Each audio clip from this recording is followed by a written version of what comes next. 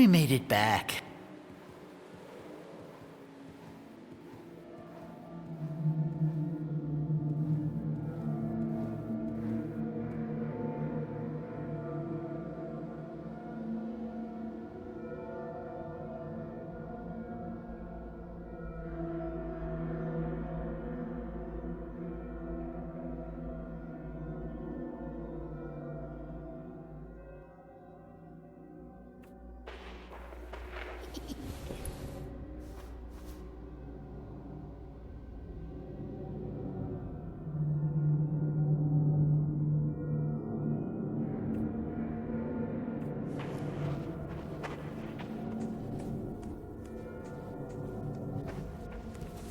We have to find a way to safety.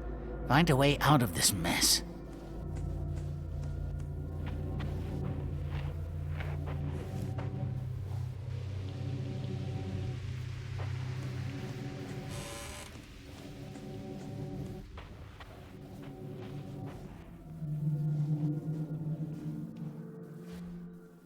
She must be so worried about you. But don't be afraid. You and me will work this all out together.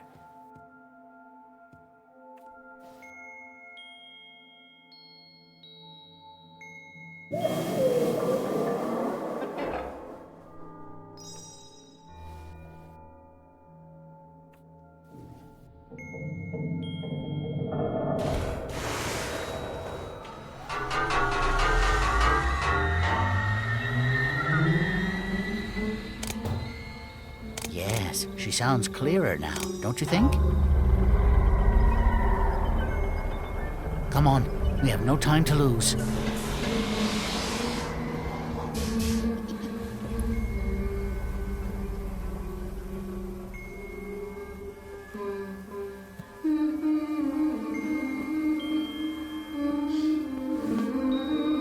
Now you see that everything is different behind the door. This is what we talked about earlier, that it gives like a little bit of prequel of the next level. All the sounds are changed out, and the mother sounds clear each time. It's a bit of sound and visuals for the next level.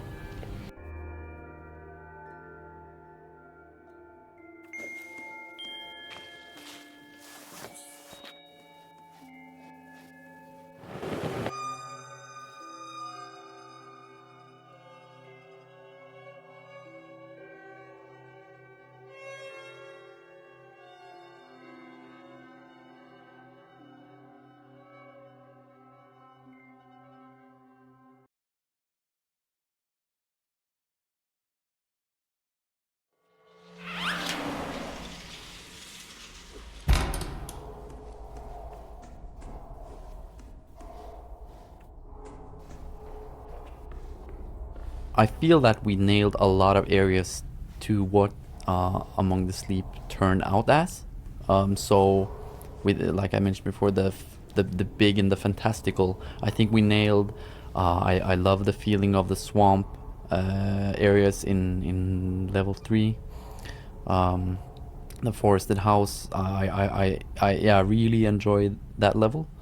And that's everything from atmosphere to the art. I think we've been really lucky, I guess, with the skill level of the people and how much they did and how hard they worked for Among the Sleep.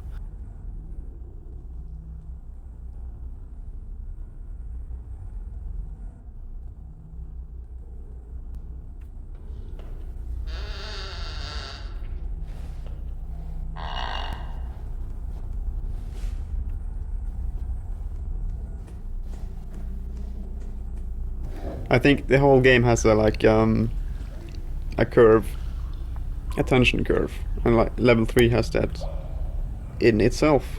It starts off quiet, it gets eerie, and then it gets full-blown scary as you get chased by a monster. And then it's scary up until the end, where it's calm again. You meet the mother, and yeah, it's like you have the whole tension curve of the game in one level. So if I wanted to show people one level, that would have to be it.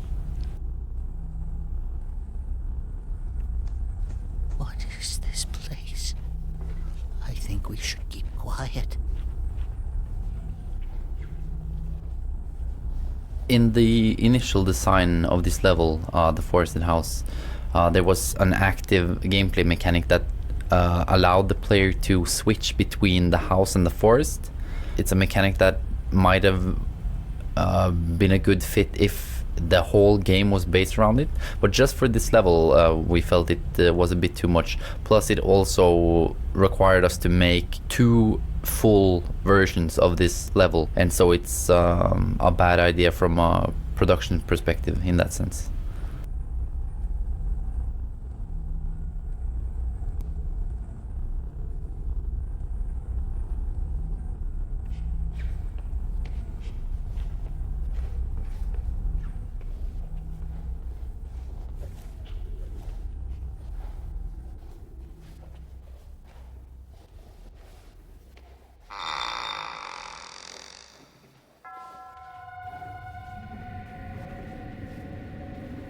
Once you come into the big room, you notice there's a lot of lighting focused on the 3 places you can go. They're all blocked, but you see the clear kind of motive of a painting on each one. The one in front of you, and Teddy even states this, has some floating things which are similar to the ones you've seen inside the imagination fields. It's sort of how we kind of told people, like, this is where you go.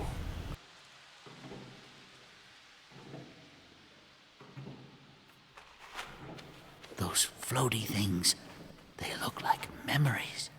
Maybe the next one is behind those roots.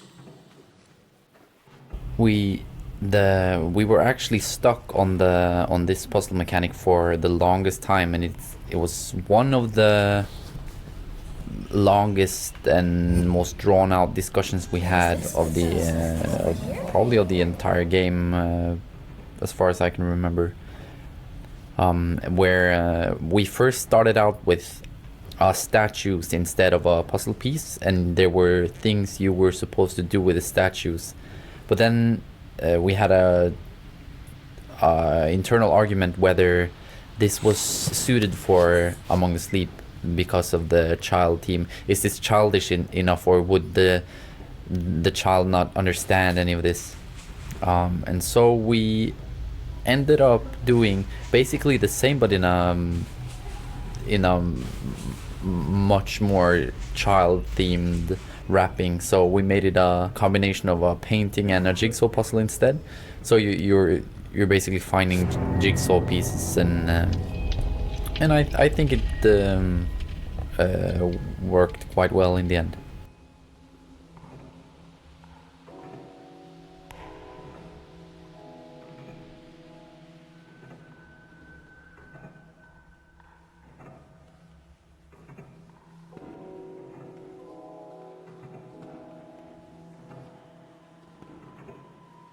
Here we used to have also, like, we were struggling a lot, doing a lot of rotation stuff earlier. Like, you had to rotate the things you had in your hand to make use of them, and the puzzles used to be that you had to rotate the puzzle right, but it was kind of not intuitive, and so we dropped that. Now it's easy to place.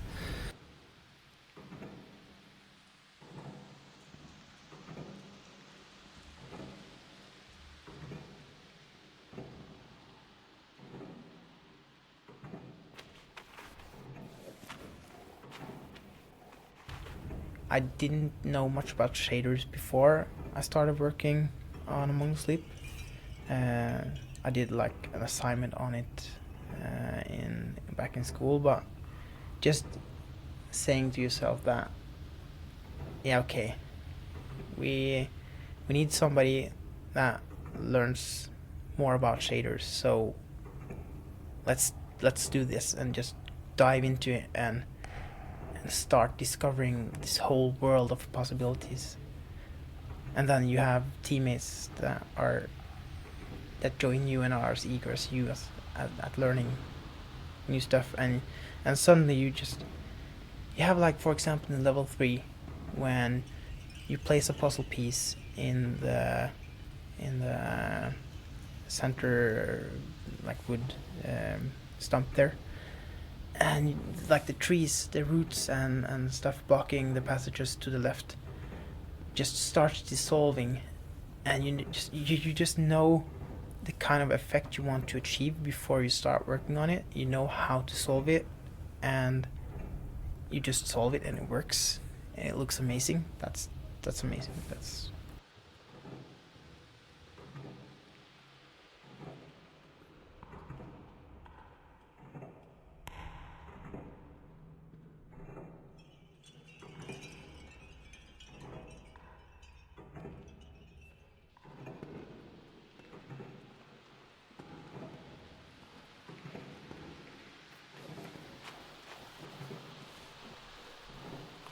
This is actually a lot of small animations here, which is interesting, and they will have a little subtle sound each time is to get people to understand that the painting is the object that you should go to, because earlier we had a lot of people kind of go around and look at everything else but the painting. Even when the painting was gone, they didn't really think about checking it.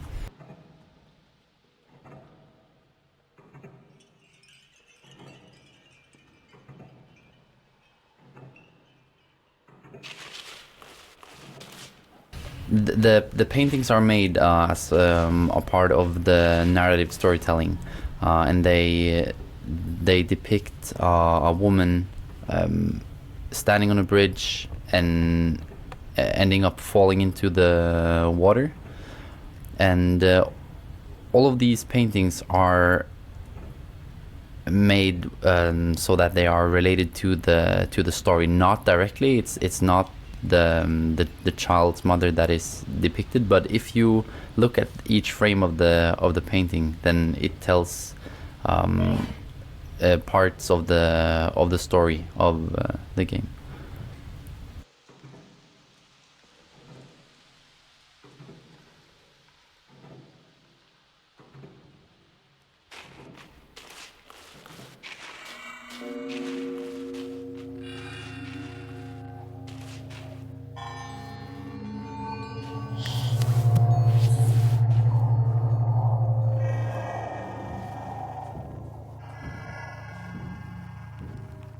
So here we are in what we call the left wing, which is sort of the first meeting with the proper forest. This is kind of where things turn a bit weird for this level. So you were just in a house in a hall, and you still have a lot of house items, but now you are in a much more foresty area.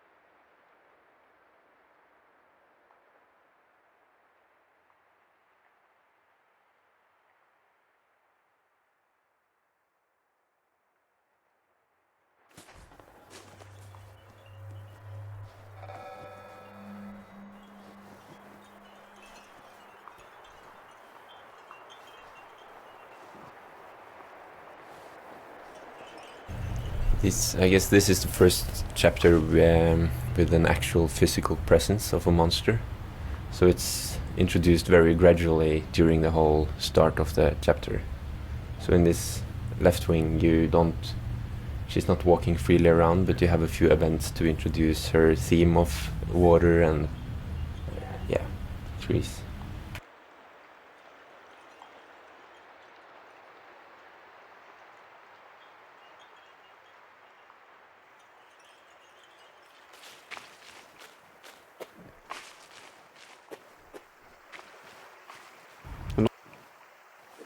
And also in level 3, there were a lot of quests that we planned on doing, but just we didn't find a way to do them correctly. In the left wing, you're going over a crate in the water, and there was supposed to be a little puzzle where you have to find something to push it into the water so you can cross the river, but it just didn't look right when we did it, so we had to scrap that. But I like the idea. So I'm disappointed that it's not there.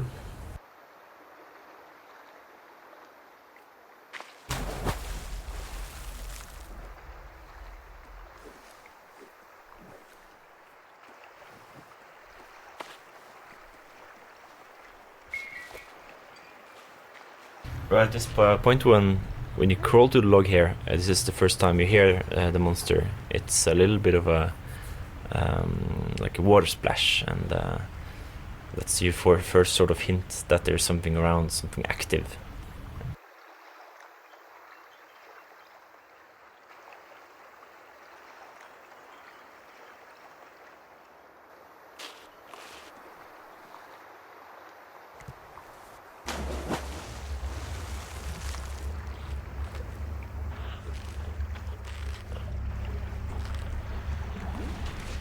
And once you go back here, there's actually not too many people who recognize this place, but you go back to sort of midways of the wing, and here we add some more sort of tension elements, like there's a bit more sound. There's a boat coming in slowly, which is just empty, and it will sink once it gets here. That's not a big thing, but it's this sound that rises in intensity kind of all the way up until you get back to the main hub area now.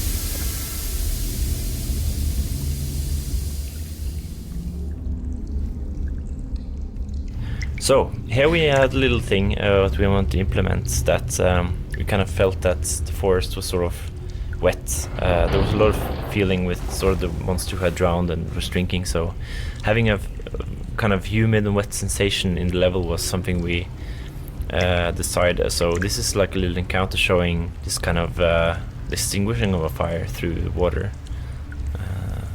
Yeah.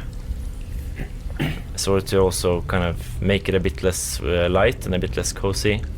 And if you look closely while going around here, you can actually see the Haida, the monster's face, sticking up somewhere when you go down to the water there.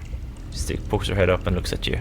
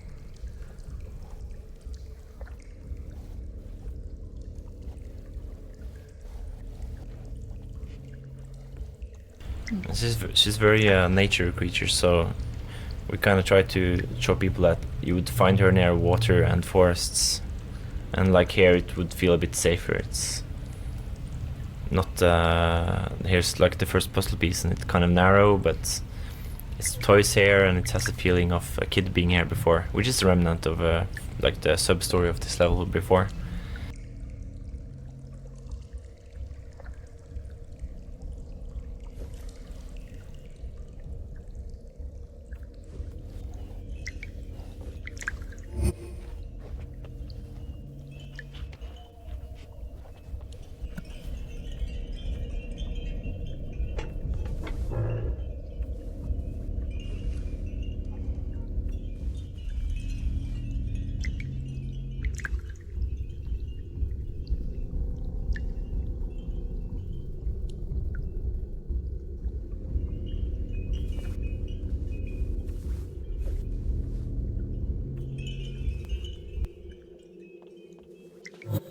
So this piece will go in a corner. So here's this airplane toy, and if you pick it up and move around, you'll actually see the propeller of the plane rotate while moving, as if it was actually flying. I think I spent about a day implementing that, which in retrospect was not the best use of time, I think. But it's a fun feature. It is. Maybe even I should put some sounds to that. When this propeller moves, I could put a moving sound and or something like that. Yeah, definitely. We should do that. Yeah, I should also get a computer.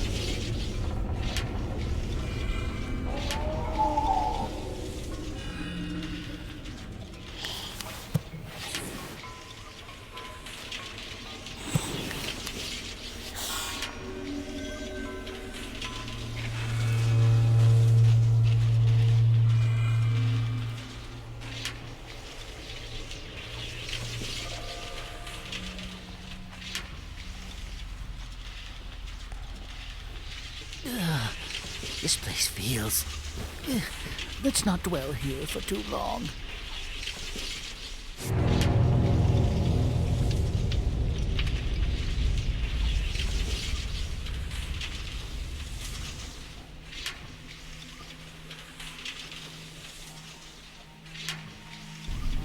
Here we also have one of the more obvious hintings towards the theme of alcoholism, where the woman, if you notice the painting, drinks from the well and turns into some strange creature.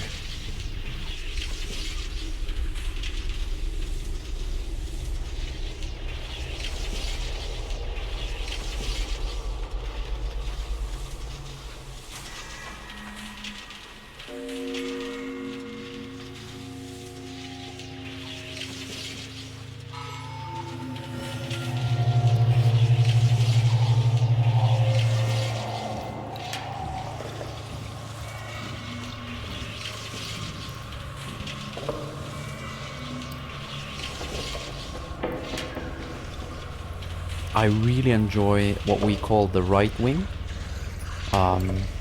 Here, it starts out with, it's such a good transition between the house and the forest there. I think it starts out with the house and just the hallways. It's the building is damaged. You hear the creaking wood and the water is dripping in, and then you have this. And you see the monster outside, and you have to go outside, and suddenly you're in just the swamp area, and it's such a completely different setting. Just being in the house and being in the forest near the water, but it has such a fantastic and smooth transition to it. I really like that particular part.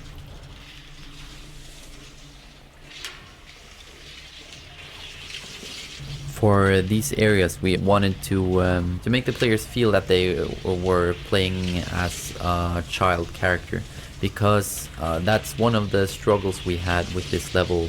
That when you are out in the forest areas, it's much harder to get the feeling that you are actually playing a child compared to when being inside of a house.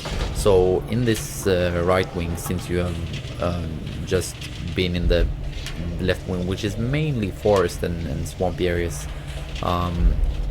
we made sure that you had to crawl underneath the bed and then crawl through the ventilation or whatever it is, and then immediately you have to use a stool or drag a stool in order to reach the doorknob to open the door. So just these small things to reinforce and remind the player that you are very small and tiny, and that they are playing a child.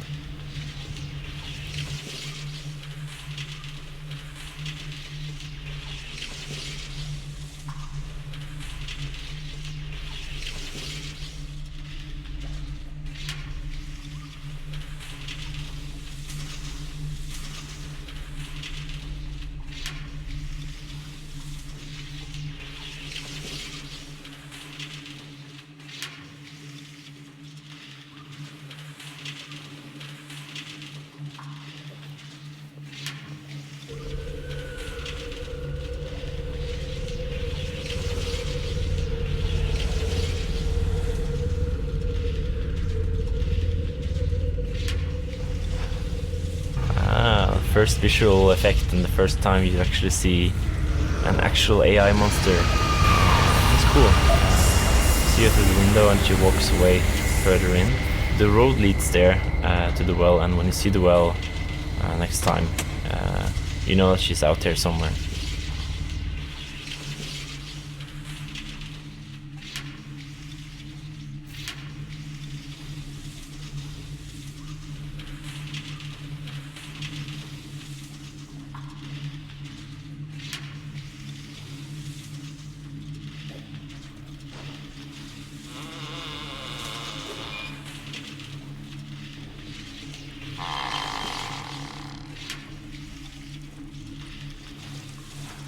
One thing I can think of is in level 3, the woman that is the monster was not originally the mother or the parent, or it was just another story about the mother who drowned and the child left behind.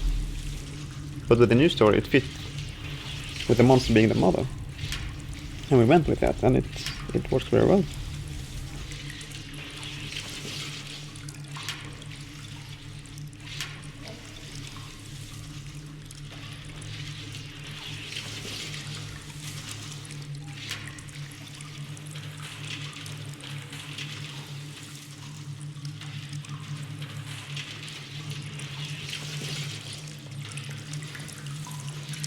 Right here is actually a little bit of cool sound design, is that once you're above the bed, there is the sound of dripping water on planks, but when you go beneath, you hear the sounds of water dripping on planks from the other side, so you just hear like the dull thuds of it instead of kind of the watery splashes.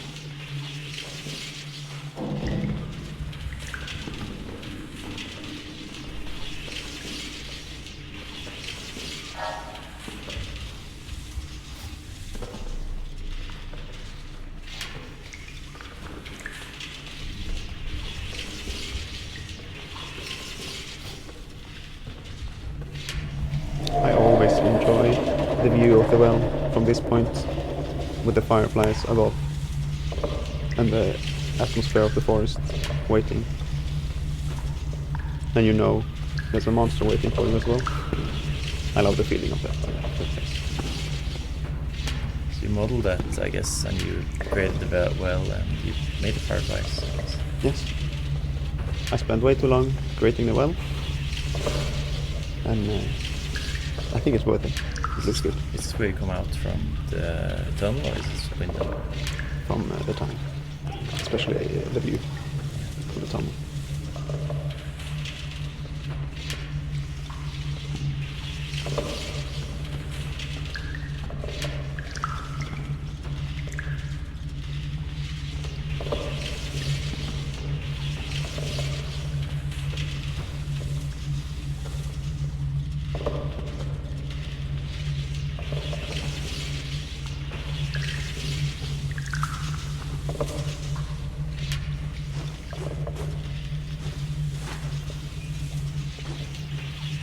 One example of this is the well that can be found in level 3.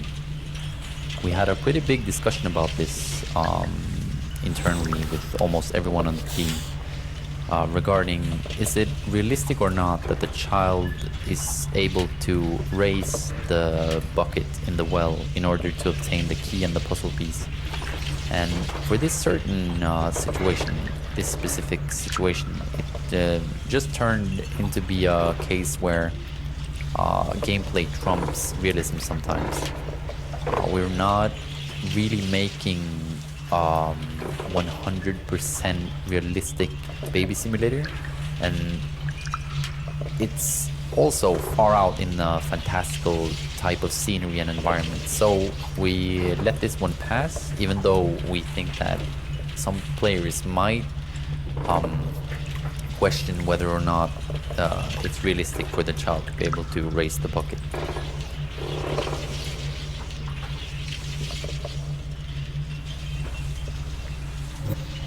Are you done?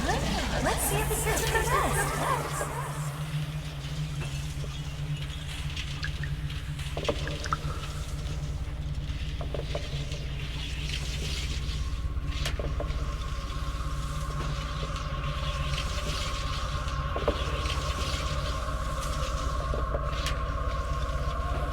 I think it's important to kind of know that when you're working on something creative, you will always have lists and always have so much things you want to do before you finish. But I guess the important thing is prioritizing. Like, in my opinion, like the gates did what we kind of wanted them to. That they kept the people there, and it might not be the most elegant solution, but like for instance, I haven't heard anyone hating it. So maybe it's not the best one we could have done, but it does the job, which is sometimes good enough, and it let us focus on other things, you know, like making the next part really scary, because this part coming up is actually maybe the best thing in the game in a way.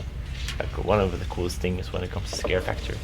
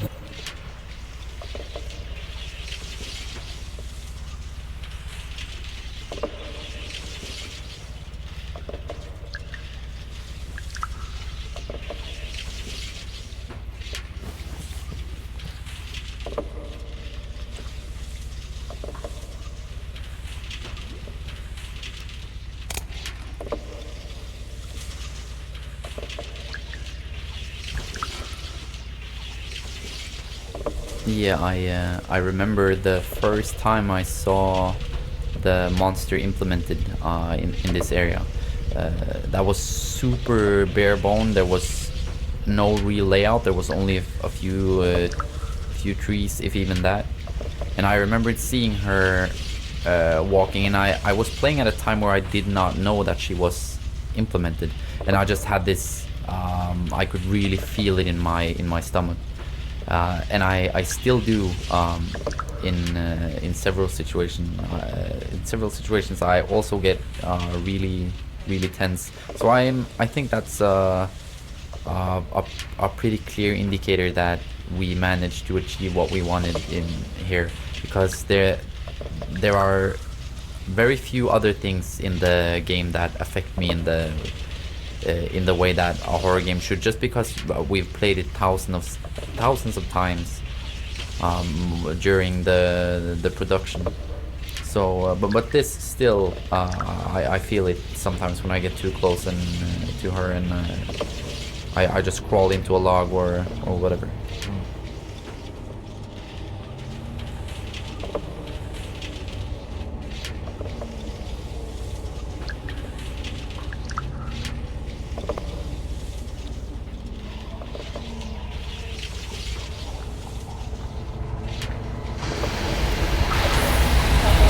This part is I'm really happy with this part, and how the monster comes down the path. You see that end of the forest, and you get the scary effect if you're close enough. This is the first time the player encounters a monster that is able to catch you. This is the first time it's possible to be killed by the monster, and it's I think the build up leading towards this has been really good.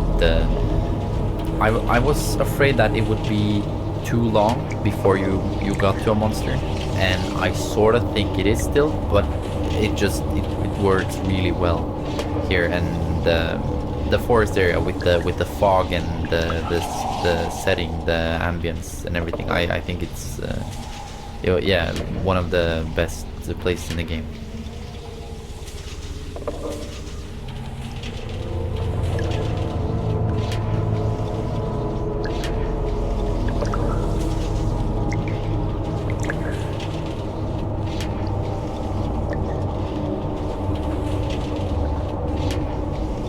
So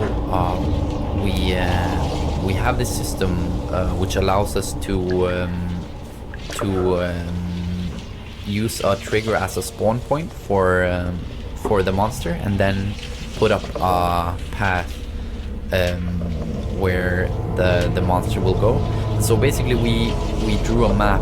We started out by drawing a map of this island, and just set up points for where the monster should spawn, and then where it should go, and then what it should do afterwards, which is usually despawn.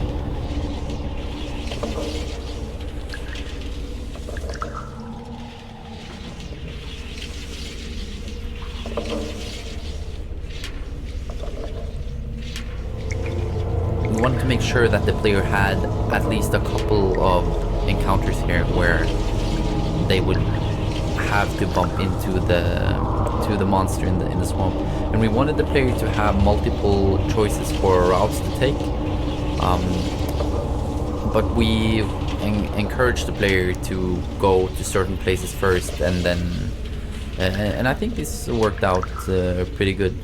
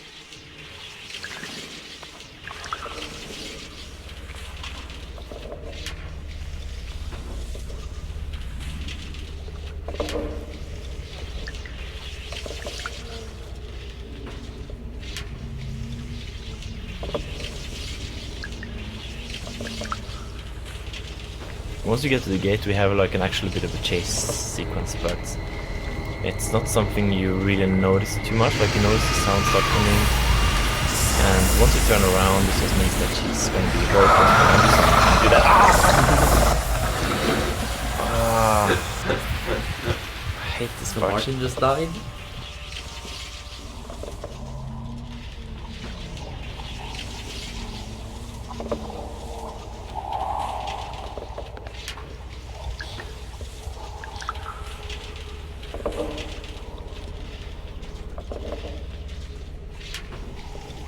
It's pretty late in the game, the first time you encounter a monster. It's just around the point where you start wondering if there's going to be any monsters at all in this game, or if it's just going to be a walking simulator.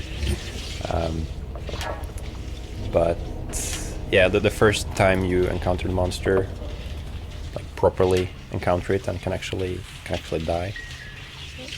When the image effects trigger there, yeah, I think it works really well.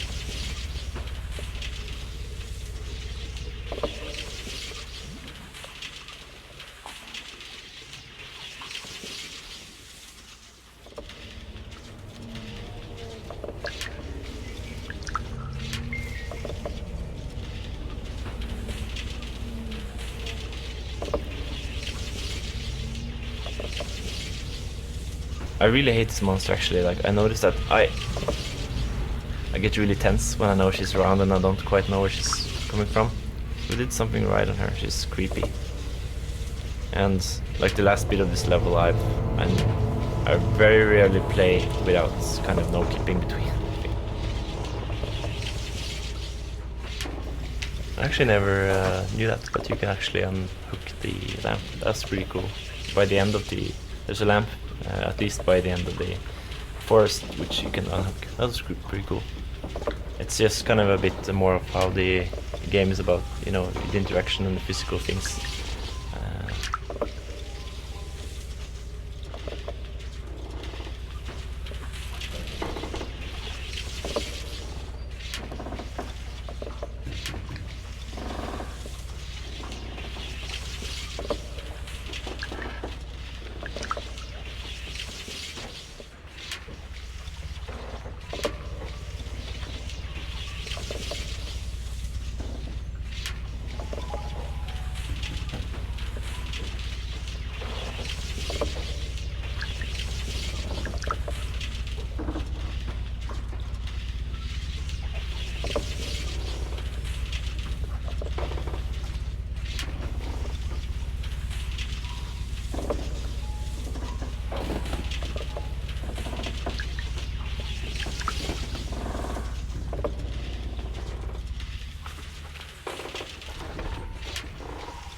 I have a sound here that once every 200 seconds or so there's like a little bit of knocking from one of the barrels. So it sounds like maybe something is inside of one.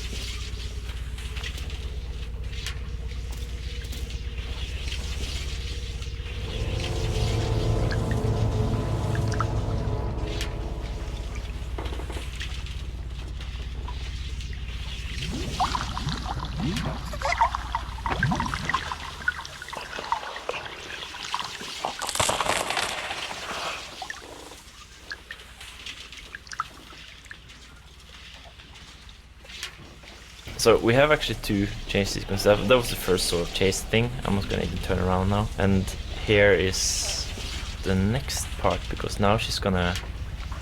This is actually quite mean, because we implemented this for a test to show people at the GDC, and we made it impossible to escape her here. So this is where people would just get caught anyways.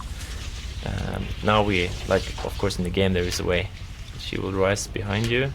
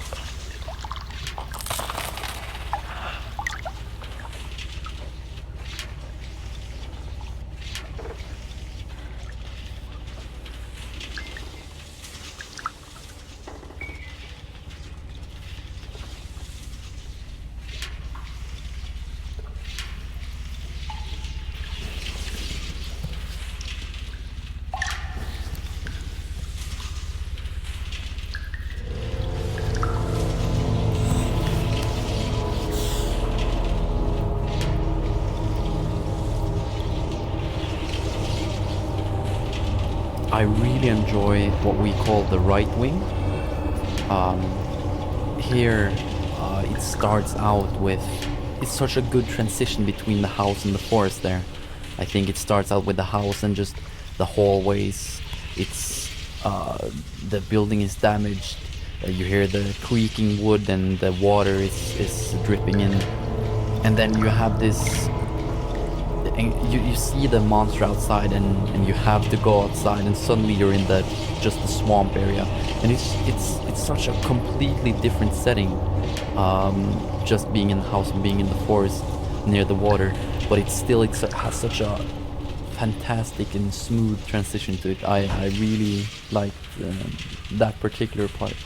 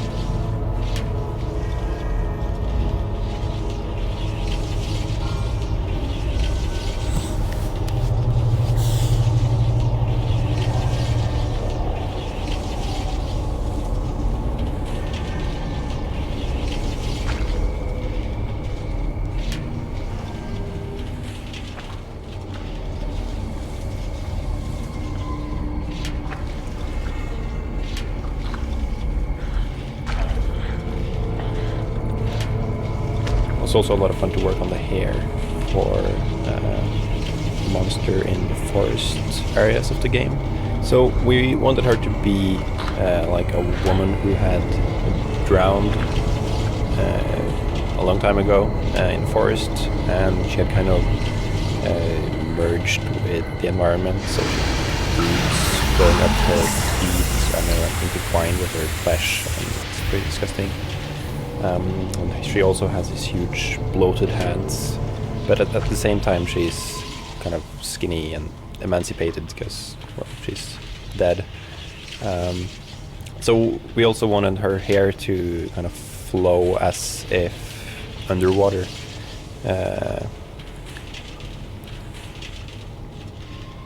Which was a challenge because we initially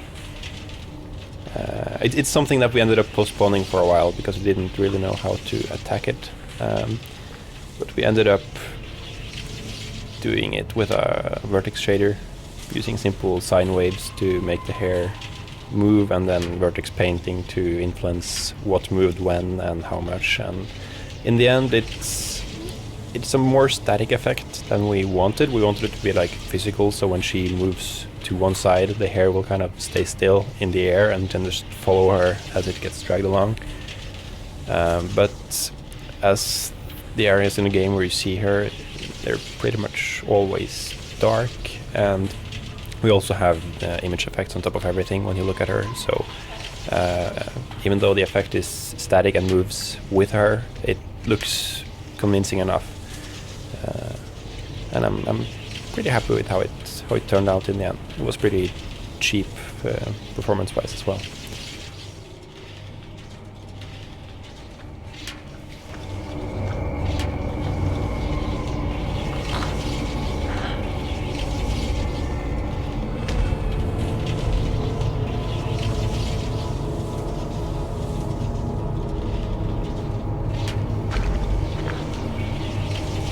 When I think back to when I sat there sculpting her toenails, maybe that wasn't necessary.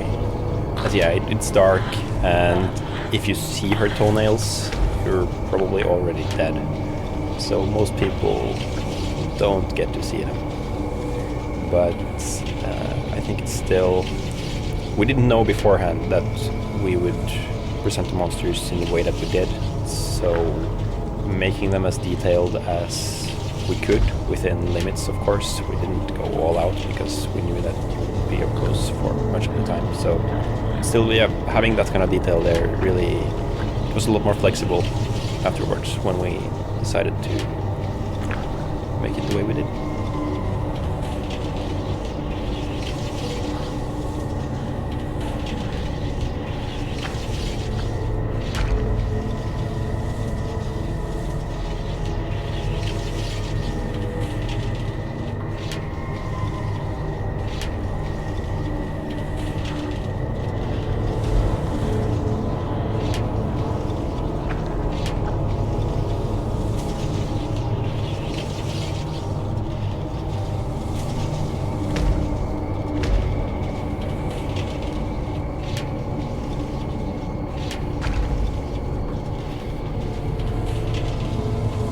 So making the characters was a lot of fun. Getting to design them and see them walk around and scare people in Let's Play videos and stuff. It's very, very fun. And always when people post a screenshot of a monster and say that this is the scariest thing ever, and you feel like, yeah, we did it. And it's very, very cool to see the effect they can have on people in the right circumstances.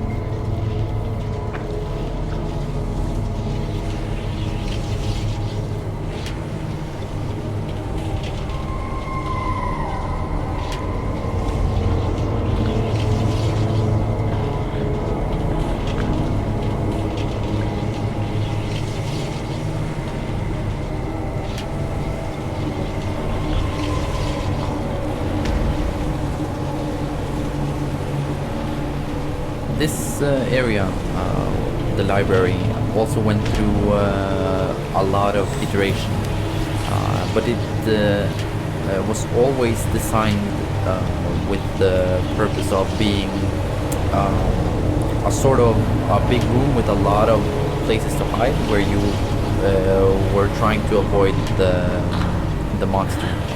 But in one of the later iterations we added the river that just cuts the whole room in two, which I think is was the right thing to do here, because it just makes the big room a lot smaller in terms of where you can actually go, and so you get so much closer onto the monster, which makes it more tense, and of course a lot harder as well.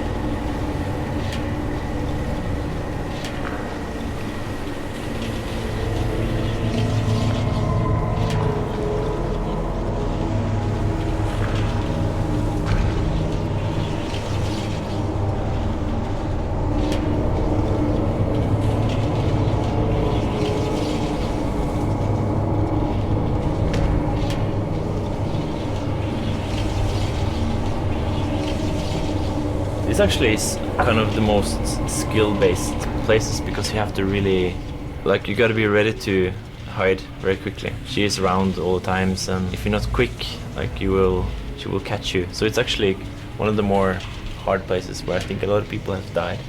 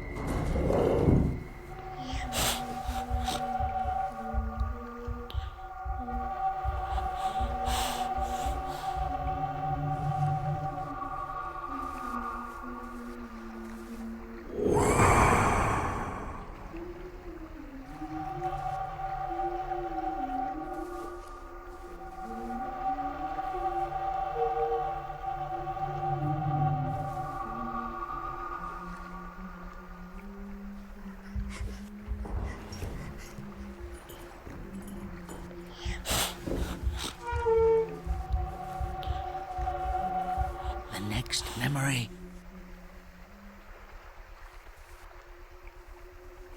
Huh? It's your book. Listen. Oh, come on! I'm thirsty, said the rabbit. The rabbit cried and cried. She cried so much that her tears filled the bottom of the well.